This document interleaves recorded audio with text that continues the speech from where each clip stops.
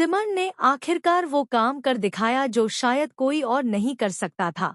उसने आर्य की माँ और अन्नू को आमने सामने ला दिया। जी हाँ दोस्तों, उस पल की गर्मी, वो एहसास, वो खामोशी, सब कुछ जैसे एक फिल्म की तरह थम गया था। जैसे ही आर्य की माँ की नज़र अन्नू पर पड़ी, उनकी आंखों में भावनाओं का समंदर उमड़ पड़ा।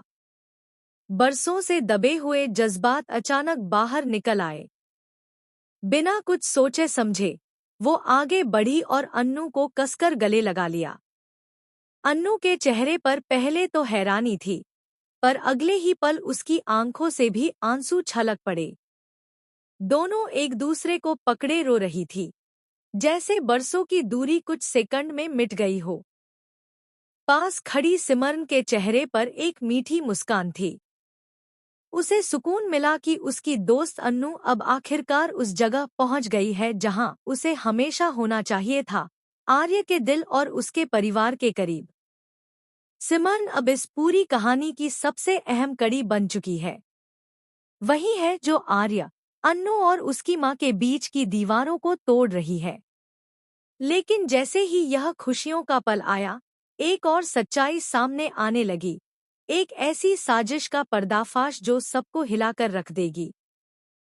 जलंधर और मीरा, हाँ, वही दोनों जिन्होंने मिलकर अनु और आर्यवर्धन को अलग करने की चाल चली थी।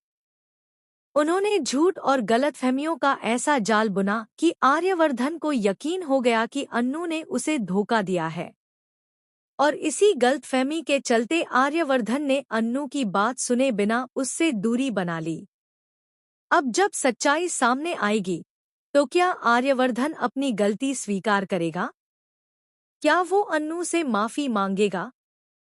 उधर अन्नू के मन में भी एक तूफान चल रहा है। वो अब सब कुछ छोड़ देने का फैसला कर चुकी है। उसने तय कर लिया है कि वो वर्तन ग्रुप ऑफ कंपनी से इस्तीफा दे देगी। उसके लिए अब इस ऑफिस में रहना मुश्किल हो गया है। हर कोना उसे आर्य की याद दिलाता है। हर फाइल में उसका नाम जैसे गूंजता है। सिमरन उसे समझाती है, अन्नू, भागने से कुछ नहीं होगा। अगर तुम सच में आर्य से प्यार करती हो, तो उसे सच्चाई बतानी ही होगी। लेकिन अन्नू की आंखों में डर है। अगर उसने फिर मेरी बात पर यकीन न किया तो? सिमरन मुस्कुराती है, कभी कभी प्यार को एक बार नहीं, बार बार साबित करना पड़ता है। इसी बीच कहानी में एक और मोड़ आता है। अन्नू को पता चलता है कि उसके माता पिता, गोपाल और